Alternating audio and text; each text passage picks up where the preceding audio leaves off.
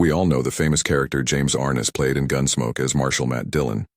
But even though he was known for being nice and friendly to work with, there was one co-star he just didn't get along with on set as their different ways of working and talking came to light. Things started to get really tense. This made things kind of sad for their usually fun group who was this cast member and what made Arness want to have them kicked off the show.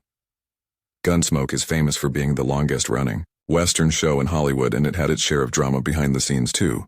Stick around as we tell you about this surprising fight and what it meant for one of the most popular TV shows ever. It was on TV for an amazing 20 years, from 1955 to 1975, during a time when Western shows were really popular on TV, even though people got tired of Westerns later on.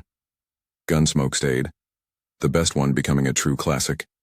That everyone loved the show had an exciting story and cool characters, making it super popular with people watching. Gunsmoke changed with the times and became a big part of what people loved, even as people started liking other types of shows. Families looked forward to getting together each week to see Marshal Matt Dillon fight the bad guys, keeping it a must-watch show in TV history. It started as a radio show and jumped to television, changing its style to keep up with what people wanted. It started as a 30-minute black and white show and later grew into an hour-long show eventually. It even switched to full color, which really made it look better. Every change made was all about staying fresh and interesting.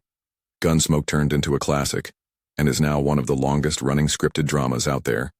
Gunsmoke was a game-changing radio show that ran from 1952 to 1961 before starting a successful TV version. The radio show was praised for its realistic take on the Wild West and exciting stories even after it moved to television.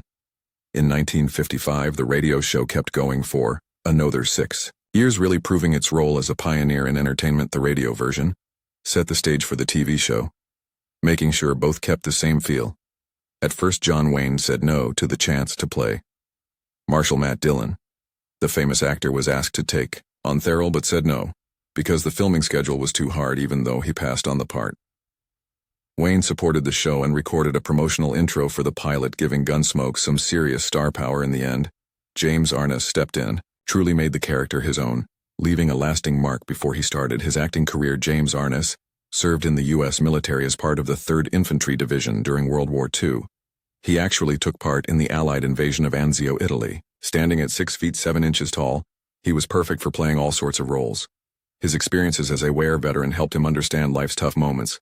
The studio and writers were really looking for someone who could handle a lot, and he definitely fit that bill throughout Gunsmoke. His character, the Marshal, faced all kinds of challenges. There were shootouts, physical attacks, stabbings, and even a poisoning incident. At one point, this role was just meant for James Arness, and stepping into it didn't require much change on Amy Stock, who worked with him on 4 Gunsmoke films, talking about how easily the Marshal went from being off-duty to fighting bad guys on screen. She remembered that the first time she met him, he was dressed in the Dillon hat coat and a pair of tennis shoes. He was casually sitting in his chair, still in his tennis shoes, when the filmmakers called out, "We're ready for you on set." He then took off his tennis shoes and put on his cowboy boots. In an instant, he headed straight for his horse, and just like that, he turned into Matt Dillon. She said that he was the perfect choice for the role. When Amanda Blake got her role in the Western TV show Gunsmoke, she was in her mid-20s and really excited. She worked hard to get the part of Miss Kitty and felt lucky to share the screen with James Arness, who played Marshal Matt Dillon. Audiences quickly loved Amanda's playing of Miss Kitty.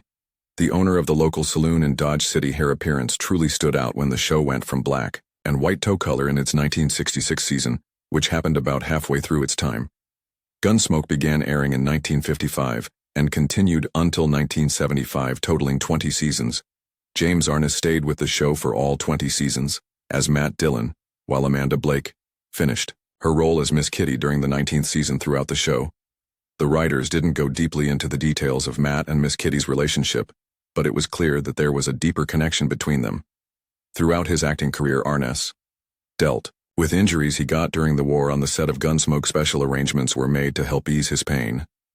They filmed the more action-heavy scenes in the early morning before his knees and feet started to hurt too much. Even with these challenges, Arness was dedicated to his role, showing strength like his character. As Gunsmoke ran for 20 seasons, Arness's injuries got worse because of bad arthritis. The production team was careful about scheduling his scenes so he could get the rest he needed, but despite everything, he still had a strong presence on screen, proving his commitment and being professional.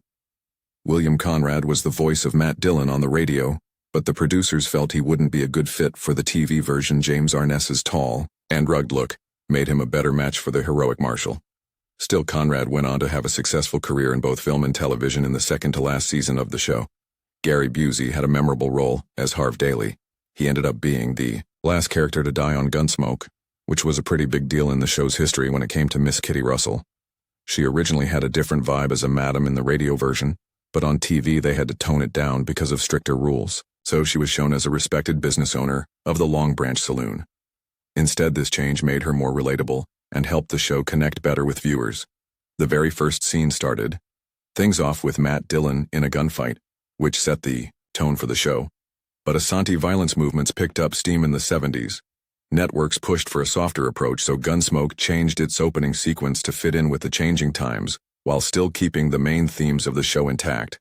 In 1967, CBS wanted to cancel Gunsmoke to introduce new shows, however, because fans got upset and support from executives. Gilligan's Island was ultimately canceled. Instead, the show was then moved to Monday nights, where it continued to succeed with a total of 635 episodes over 20 seasons. Gunsmoke held the record for the highest number of episodes of any primetime scripted show. For many years, this record stayed until 2018, when The Simpsons beat it. Regardless, Gunsmoke continues to be recognized as one of television's major accomplishments. James Arness was known for being an easygoing co-star, but he had one notable exception: Amanda Blake, who played Miss Kitty Russell. There are reports that personal fights and creative differences led to some tension between them. Even though Blake was a fan favorite and a key character for 19 seasons, she and Arness didn't get along very well, and he even wished she would leave the show. But despite their issues, Gunsmoke became a beloved classic. Since both characters were really likable, it made sense for viewers to imagine a romance blooming between them. But the chemistry between them wasn't just fan-guessing. Miss Kitty often wore stylish outfits and poured drinks for willed cowboys who sometimes drank too much. Plus, she was always there to listen and offer advice about their cowboy tales. This portrayal definitely didn't fit the image of a Sunday school teacher in 1955, or what a respectable lady was expected to act like in the Wild West. Miss Kitty even had a shotgun hidden behind her bar. She was a daring pioneer woman, much more interesting than most. She was in charge when it came to hiring and firing her waitress staff. The girls she chose were younger and a bit bolder than she was. The cowboys. They were tough, rugged, and slightly wild, seeking more than just drinks and some chat. After returning from the cattle trails, Kitty and Matt clearly shared a strong bond, yet they never showed any affection in public. This decision was made by the show's writers and producers. They preferred chemistry between the characters rather than over-the-top shows of love and emotion. Arness played a tough lawman. He was an excellent shot and could ride a big horse, making him an effective peacekeeper, though perhaps not the perfect husband. So, if Matt and Miss Kitty were so in love with each other, why didn't they get married after 2 decades together? Was Matt ashamed of Kitty? She was outspoken and could hold her own when drinking and shooting alongside the toughest men. Perhaps Dillon simply wanted a wife who fit a more traditional home-centered role. James Arness talked about why Kitty and Matt's relationship in Gunsmoke never really took off in his autobiography. He mentioned that fans often wondered why Matt Dillon and Kitty didn't end up together. He said, "Over the years, fans have frequently asked about my character Matt Dillon's connection with Kitty, and why it seemed to stall at the edge of romance. Amanda Blake was pretty protective of her character." Arness explained that the direction of their relationship was mostly up to the producers, not the actors. He pointed out that was the choice of the producers, as taking it further could complicate things and might even reduce the show's appeal. He suggested that keeping their relationship a bit mysterious could actually be more interesting for viewers, even if they didn't see it that way. Headed, "Our relationship was minimized because they believed it was more exciting to allow viewers to fill in the blanks." The bond between Arness and Amanda Blake as performers, although platonic, was still apparent off-screen. During the show, Arness praised Blake's casting as Russell, stating she was an example of the excellent casting that contributed to the program's success. He also referred to Blake as a fantastic actress and a great friend. One common explanation discussed was that a lawman could have enemies, and being recognized as Matt Dillon's partner might put Kitty in danger. So what was the intended nature of their relationship? Jim Burns, who wrote 34 of the show's best episodes, recalls that they took a discreet approach. He said, "After the fade-out, there was an unspoken agreement that once the Long Branch closed and Matt Dillon put up the closed for the night sign, he'd head over to the Long Branch and go upstairs. But we never went into that. In fact, they engaged in flirting, teasing, hugging, and walked away with their arms around each other. Yet they never shared a kiss." James Arness was convinced that the show's creators deliberately kept the connection between Matt and Kitty unclear. They aimed to avoid changing the show's basic character or the people too. Much this strategy appeared to work as they received a lot of fan mail requesting more romantic progress between the two. The producers wanted to keep viewer interest and curiosity, so they kept up this dynamic tension throughout the show. He believed this method was very successful. The writers of Gunsmoke weren't really into the idea of marrying Matt and Kitty, but they knew there were going to be some tensions and temptations along the way. In the 5th season episode, Kitty's outlaw and old troublemaker from Kitty's past, Ansley Pryor, test her loyalty to Matt. Then in the 8th season's The Way It Is, Claudia Keynes fills in for Kitty when Matt's busy, and in Cotter's Girl, Matt tries to help an orphan Mariette Hartley who develops a huge crush on him by the 12th season. Sarah, played by Anne Francis, comes back into the picture as a former love of Matt's. She's running a way station for outlaws and wants to win him back finally in the 15th season's The Badge after seeing Matt get shot for the 11th time. Kitty's had enough. She decides to sell the Long Branch, move to another town, and team up with Beverly Garland to start a new business. In 1973, the dynamic between Matt and Kitty appeared to change. Miss Michael Learned, known for her role in The Waltons, played Matt's love interest in Astery Line, where he loses his memory. Their relationship develops, ending in a kiss, which is a rarity for Matt, however, upon getting his memory back. Matt goes back to Miss Kitty. Interestingly, this storyline was revisited 17 years later in a television movie. Miss Learned's character and Matt are shown to have a child together who gets kidnapped. Matt, with help from another character, goes on a search for his child. In a surprising twist, the other character shows interest in marrying Miss Learned's character, reflecting the earlier romantic tension between Matt and Kitty. In one of the later seasons, Miss Kitty meets a man who gets hurt while defending her during a stagecoach robbery. This man proposes to her, leading to an emotional discussion with Matt. Kitty reveals her strong feelings for Matt and the long history they have together. She wonders if their relationship might develop into something deeper, but ultimately sees the limits of their circumstances. Matt, while acknowledging his own feelings, leaves the choice to Kitty. Unexpectedly, that season was Amanda Blake's last appearance as Miss Kitty. Now living in Arizona and married, she found the regular travel increasingly difficult and often had disagreements with producer John Mantley. Their biggest fight centered around Blake's costumes. Miss Kitty was supposed to always appear elegant, yet Mantley had not given any budget for new outfits for Blake in many years. When she insisted on getting a new wardrobe before proceeding, Mantley refused her request. He would later admit, "It was the biggest mistake I ever made." The next 19 years were quite remarkable as they led to the creation of one of the most beloved Western TV shows ever. Amanda Blake once mentioned that being on the Gunsmoke set felt like being with family after her first divorce. In 1956, she frequently spent time on set even on her days off because it provided her with a sense of belonging.